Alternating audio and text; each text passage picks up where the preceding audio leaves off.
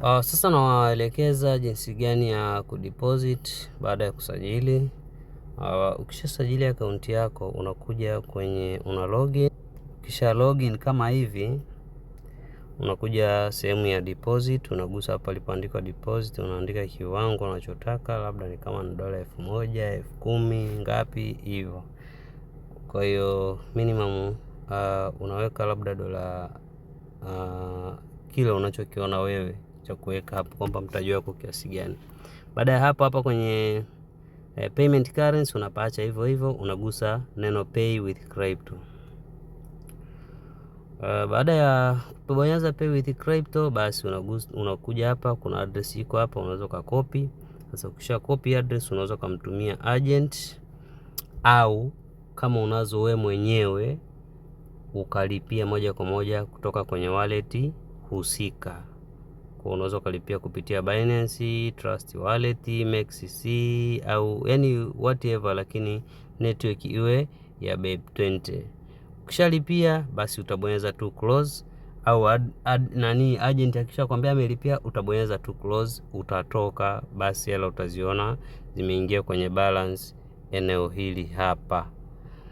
After hapo utakuja sasa balance ikisha soma kama hiyo inavyosoma, utakuja kwenye neno either discover au trade.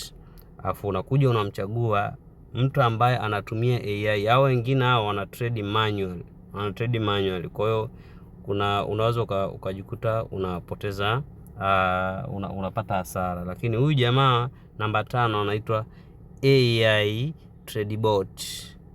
Mchague huyu jamaa kwa kugusa. Ukishagusa utaslide kwenda juu kidogo, usiguse hii chart kwa sababu ukigusa hii chart itakuwa inazunguka chart badala ya kwenda juu. Kwa hiyo utaslide kwa kupitia hapa juu kidogo palipoandikwa labda win rate eneo hilo. Kwa hiyo utabonyeza neno start copying. Hapo utakuwa umeshamaliza habari ya kudeposit pamoja na kukopi. Baada ya kukopi, automatically order yako itakuwa ni hii hapa kama inavyoonyesha kwangu hapa na $5,000.